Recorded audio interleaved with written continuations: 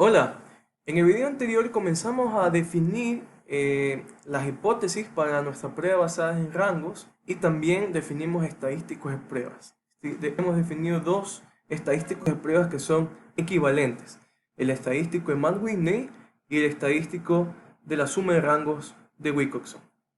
Ahora vamos a explicar el procedimiento entero para realizar la prueba basada en la suma de rangos.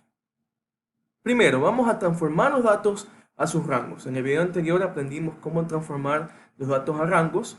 Ese es el primer paso de nuestro procedimiento. Segundo, vamos a enlistar todas las observaciones de las muestras combinadas en orden creciente. Es decir, vamos a ordenar las observaciones de toda nuestra muestra en orden creciente sin mirar a qué grupo éstas pertenecen. Tercero, vamos a identificar el grupo al cual cada observación proviene. Entonces, una vez que hemos ordenado las observaciones en orden creciente, identificamos a qué grupo cada observación proviene.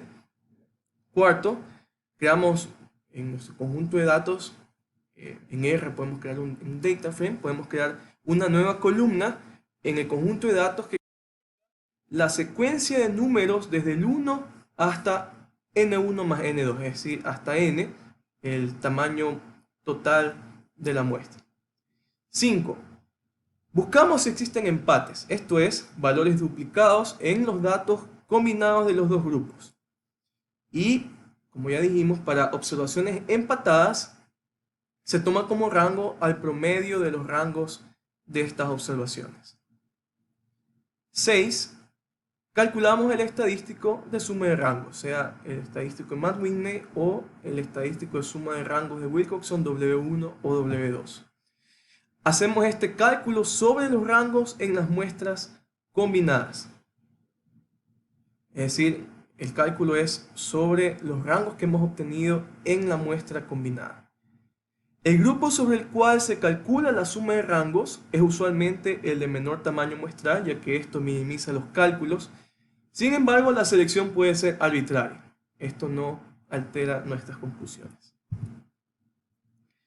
Entonces, como hemos visto en los pasos de este procedimiento, la prueba de suma de rangos es simplemente la prueba basada en permutaciones realizada en los rangos de los datos.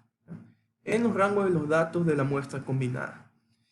Ya que bajo la hipótesis nula las observaciones no dependen del grupo al cual fueron asignadas, si la hipótesis nula es verdad, la muestra de n1 rangos que se encuentran en el grupo 1 es una muestra aleatoria de los n1 más n2 rangos disponibles. Ahora, algunos textos y libros consideran a la prueba de suma de rangos de Wilcoxon como una alternativa no paramétrica para la prueba T de dos poblaciones independientes.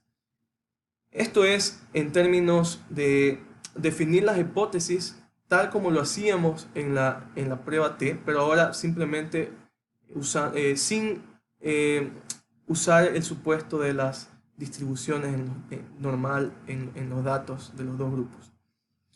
Entonces, ¿es esto correcto? Recordemos cómo empezamos la construcción de la prueba. Decíamos que la hipótesis nula se definía de esta manera. Las distribuciones de ambos grupos eran iguales para todo x, versus la alternativa que decía la probabilidad de una observación del grupo 1 menor a cualquier observación del grupo 2 es diferente a un medio. Así empezamos y así fue como definimos las hipótesis desde un inicio en esta prueba de suma de rangos. Ahora, los rangos no pueden ser usados para estimar la media.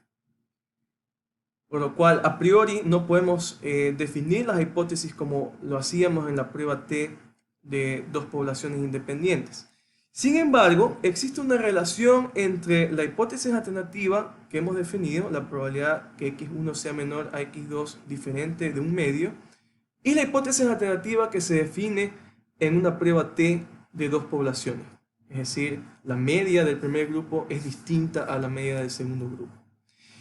Esta relación se cumple siempre y cuando podamos asumir lo que se llama el modelo de desplazamiento de posición. ¿Qué es el modelo de desplazamiento de posición? Sean f1 y f2 las funciones de distribución acumuladas de las variables aleatorias x1 y x2 respectivamente. Un modelo de desplazamiento de posición se cumple si para algún delta f de 1x es igual a f de 2 de x menos delta para todo x.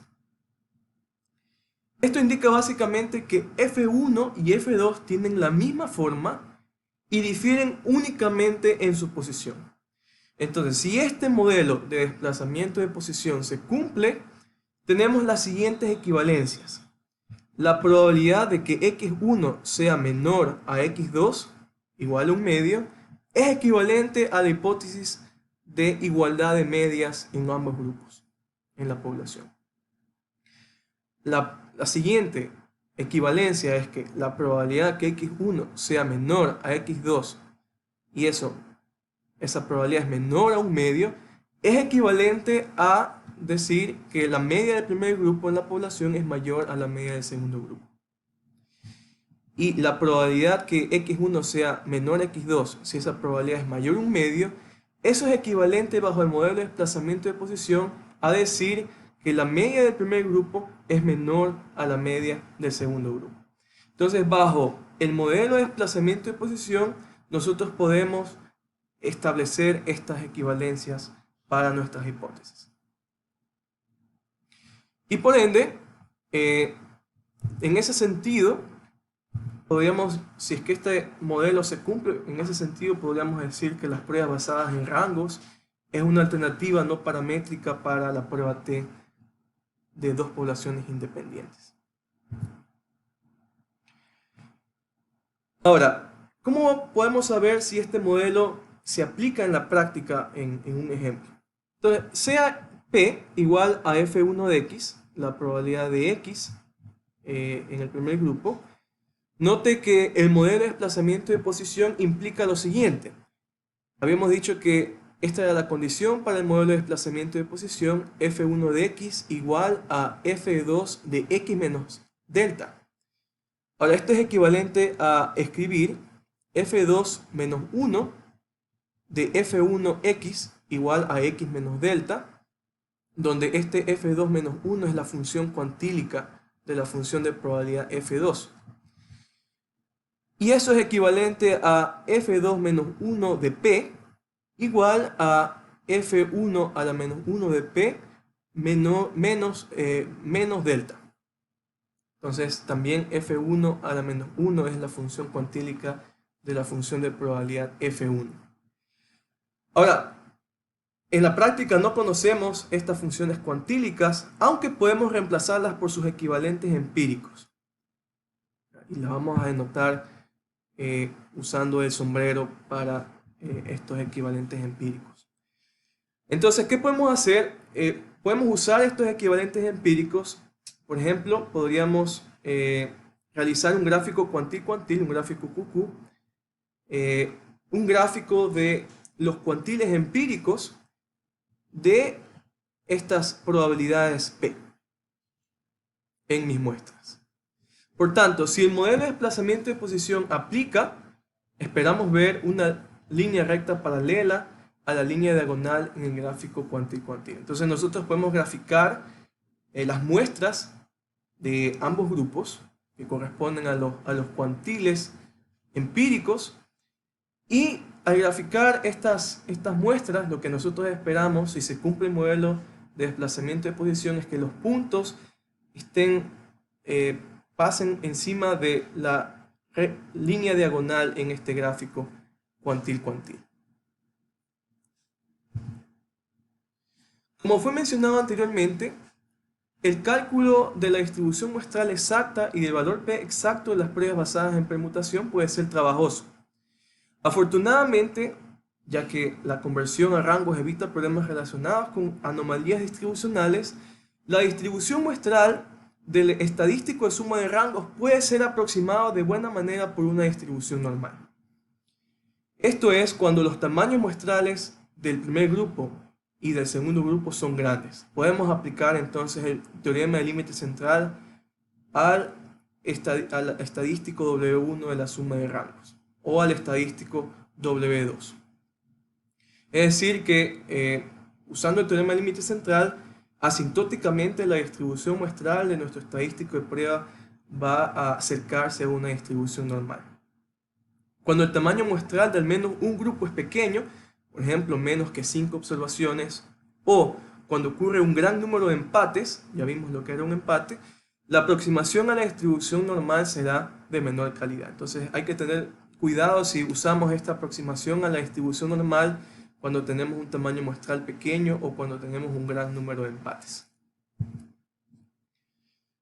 En particular en muestras grandes, es decir, si podemos aplicar el teorema del límite central, el estadístico de suma de rangos W o el estadístico de suma de rangos W1, ya vimos que son equivalentes, sigue aproximadamente una distribución normal.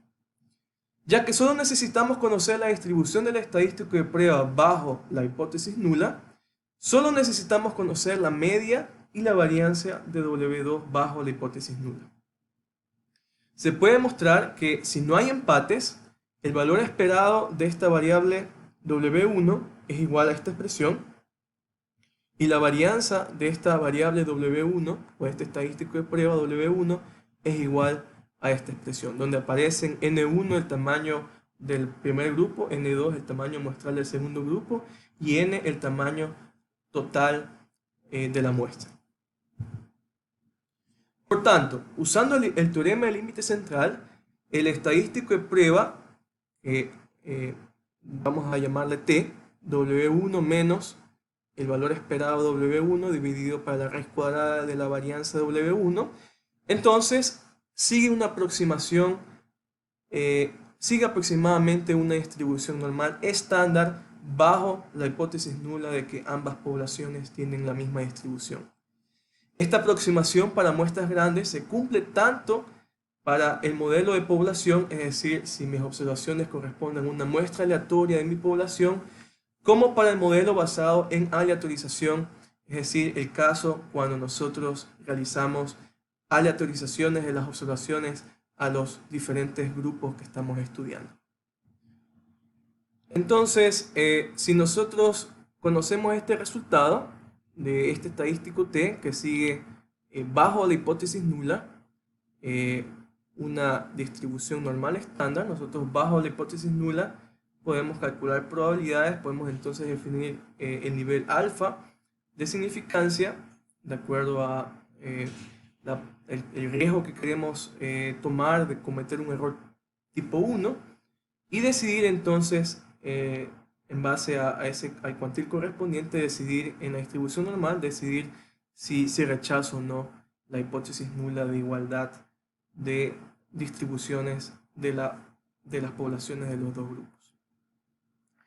Entonces, ¿qué es lo que hemos visto en este video? Cómo construir la prueba basada en rangos. Hemos visto que necesitamos ordenar los datos en las muestras combinadas, necesitamos calcular, obtener los rangos en estas muestras combinadas y en estas muestras combinadas calcular, en estos rangos que hemos calculado en las muestras combinadas, calcular el estadístico de prueba, sea el estadístico U, el estadístico W1 o el estadístico W2, que son todos equivalentes. Hemos visto que esta prueba basada en la suma de rangos puede ser vista como una alternativa de la prueba T de dos muestras independientes bajo el modelo de desplazamiento de posición. Es decir, podemos formular las hipótesis de la prueba no paramétrica basada en rangos en términos de medias de los grupos, en términos de medias de las poblaciones de los grupos, bajo el modelo de desplazamiento de posición. Hemos visto también cómo nuestras pruebas basadas en la suma de rangos es una prueba de permutación, una prueba basada en permutación obtenida en nuestros rangos calculados en las muestras combinadas. Y finalmente vimos cómo la distribución muestral de nuestro estadístico basadas en la suma de rangos asintóticamente se aproxima a una distribución normal y por ende podemos usar la distribución normal para realizar nuestras conclusiones de nuestras hipótesis. Muy bien, en el siguiente video vamos a mostrar una aplicación de estas pruebas basadas en rangos en un ejemplo práctico en R.